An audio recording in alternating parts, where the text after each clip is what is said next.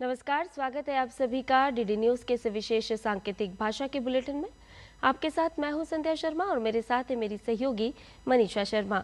आइए बुलेटिन की शुरुआत करते हैं हेडलाइंस के साथ।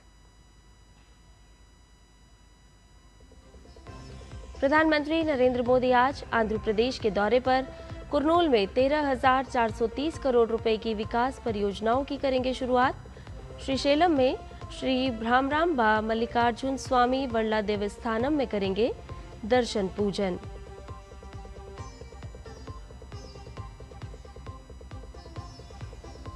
भगोड़े अपराधियों के प्रत्यर्पण से जुड़ी चुनौतियों और रणनीति पर चर्चा के लिए सीबीआई का सम्मेलन आज। गृह मंत्री अमित शाह करेंगे उद्घाटन। नार्को, आतंकवाद, साइबर क्राइम जैसे मुद्दों पर भी होगी बात।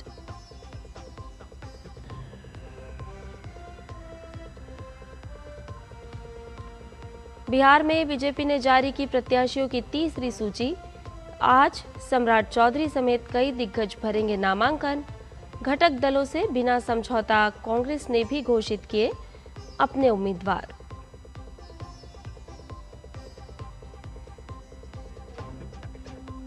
वेनेजुएला में सीआईए को गुप्त ऑपरेशन चलाने की अमेरिकी राष्ट्रपति ट्रंप ने दी मंजूरी। निकोलस मादुरो की सरकार ने फैसले को बताया अंतर्राष्ट्रीय कानून और संयुक्त राष्ट्र चार्टर का उल्लंघन।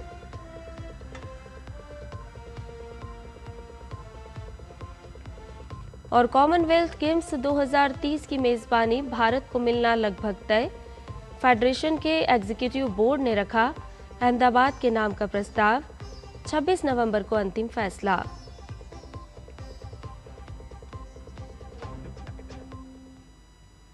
सभी खबरों को विस्तार से जानते हैं। प्रधानमंत्री नरेंद्र मोदी आज आंध्र प्रदेश में विकास से जुड़े कई प्रोजेक्ट की शुरुआत करेंगे, लेकिन उससे पहले नंदयाल जिले के श्रीशैलम में श्री भ्रामरांबा मल्लिकार्जुन स्वामी वर्ला देवस्थानम में पूजा और दर्शन करेंगे।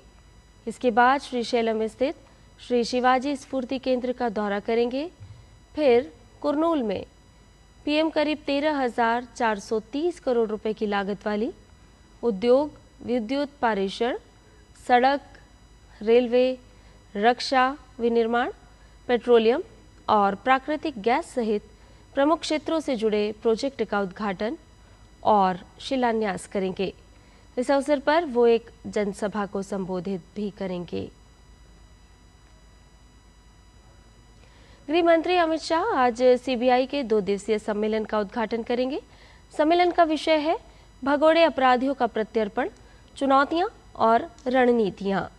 सम्मेलन में केंद्रीय और राज्य पुलिस एजेंसियों के वरिष्ठ पुलिस अधिकारी शामिल होंगे। सम्मेलन में भगोड़ों को ट्रैक करने और उन्हें भारत वापस लाने के प्रयासों पर चर्चा होगी। इस दौरान गृह मंत्रालय और विदेश मंत्रालय सहित अन्य हितधारक भी भाग लेंगे। दरअसल कई देशों में वांछित भारतीय भगोड़ों के संबंध में 300 से ज्यादा प्रत्यर्पण अनुरोध लंबित है। सम्मेलन में कानून प्रवर्तन एजेंसियां और विशेषज्ञ इन चुनौतियों पर विचार विमर्श करेंगे ताकि इन भगोड़े अपराधियों के शीघ्र प्रत्यर्पण के लिए एक रोड मैप तैयार किया जा सके।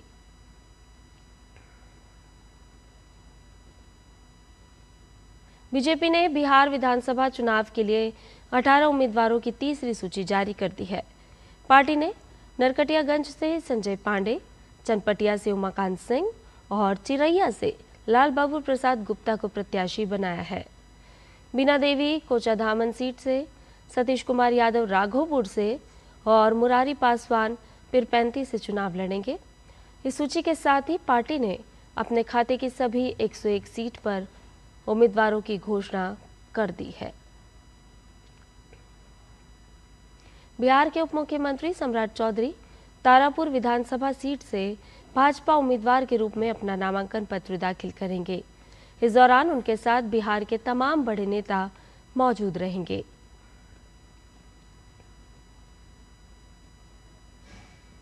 महागठबंधन में अभी तक सीट बंटवारा नहीं हो पाया है, जबकि नामांकन भरने का कल अंतिम दिन है।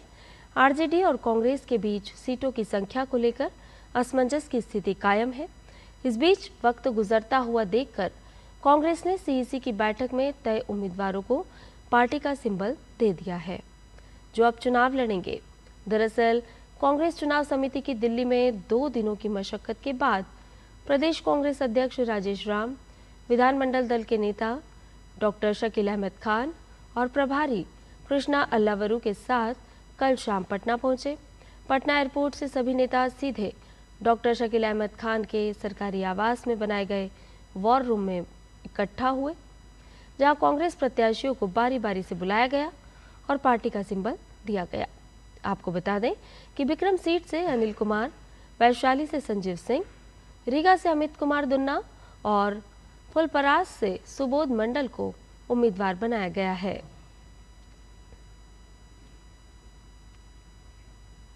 बिहार विधानसभा चुनाव को लेकर सरगर्मियां तेज है। राजनीतिक दलों ने पूरी ताकत झोंक रखी है। वहीं यूपी के सीएम योगी आदित्यनाथ भी आज चुनावी सभा को संबोधित करने के लिए बिहार दौरे पर है। इस दौरान सीएम योगी आदित्यनाथ ने सोशल मीडिया पर पोस्ट करते हुए कहा कि माता जानकी की पावन भूमि और भगवान बुद्ध की ज्ञान भूमि बिहार में आज दानापुर और सहरसा की जनता जनार्दन के बीच जाकर संवाद करने का अवसर मिलेगा। यही लोकतंत्र की सबसे बड़ी शक्ति है। बिहार की विकास यात्रा को और अधिक गति, गरिमा और गौरव देने के लिए डबल इंजन की सरकार सतत आगे बढ़ती रहेगी। विदेश राज्य मंत्री कीर्तिवर्धन सिंह ने युगांडा की राजधानी कंपाला में आयोजित गुटनिरपेक्ष आंदोलन की 19वीं मध्यावधि मंत्री स्तरीय बैठक के उद्घाटन समारोह में भाग लिया।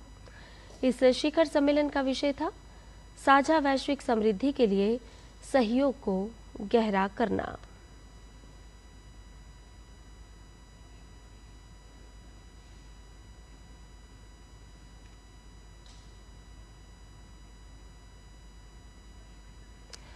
विदेश राज्य मंत्री कीर्तिवर्धन सिंह ने 19वीं नैम मध्यावधि मंत्री स्तरीय बैठक के दौरान माली गणराज्य के विदेश मंत्री अब्दुल्लाह डियोप से मुलाकात की। मुलाकात के दौरान दोनों देशों के बीच बहुआयामी द्विपक्षीय संबंधों को मजबूत करने पर चर्चा हुई।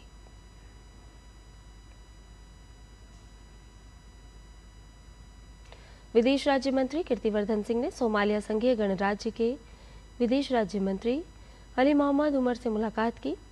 मुलाकात के दौरान दोनों नेताओं के बीच ऐतिहासिक द्विपक्षीय सहयोग को और विस्तार देने पर चर्चा हुई।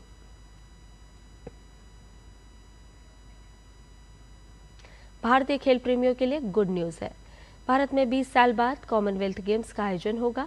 कॉमनवेल्थ गेम्स के कार्यकारी बोर्ड ने 2030 राष्ट्रमंडल खेलों के मेजबान शहर के रूप में अहमदाबाद के नाम की सिफारिश की है। राष्ट्रमंडल खेल 2030 की मेजबानी अहमदाबाद को देने पर आखिरी फैसला 26 नवंबर को ग्लासगो में राष्ट्रमंडल खेल आम सभा की बैठक में लिया जाएगा।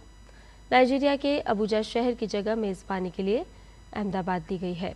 ये प्रस्ताव 26 नवंबर को ग्लासगो में होने वाली जनरल असेंबली में औपचारिक रूप से मंजूर किया जाएगा। ये खेलों की 100वीं वर्षगांठ होगी और 20 साल बाद भारत में वापसी करेगा। यह आयोजन इससे पहले भारत में कॉमनवेल्थ गेम्स का आयोजन साल 2010 में नई दिल्ली में हुआ था। कॉमनवेल्थ गेम्स 2030 की मेजबानी को लेकर गृह मंत्री अमित शाह ने खुशी जताई है। उन्होंने एक्स पर लिखा, भारत के लिए गर्व का दिन। गृह मंत्री अमित शाह ने कॉमनवेल्थ गेम्स की मेजबानी पर लिखा है कि भारत के लिए बहुत गर्व और खुशी का दिन है।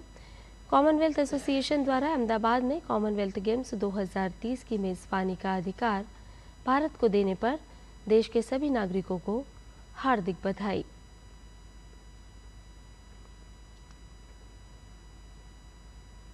आज 16 अक्टूबर है और आज का दिन दुनिया भर में अंतर्राष्ट्रीय खाद्य दिवस के रूप में मनाया जाता है, जिसका मकसद दुनिया भर में भूख, कुपोषण और खाद्य सुरक्षा जैसी समस्याओं के प्रति जागरूकता बढ़ाने का है, ताकि एक शांतिपूर्ण, टिकाऊ, समृद्ध और खाद्य सुरक्षित भविष्य का निर्माण किया जा सके।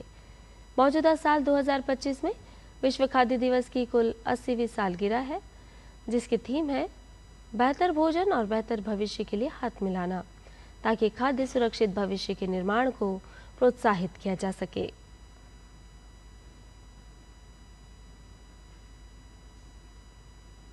हमारे इस विशेष सांकेतिक भाषा के बुलेटिन में फिलहाल के लिए इतना ही। मुझे और मेरी सहयोगी मनीषा शर्मा को दीजिए इजाजत। नमस्कार।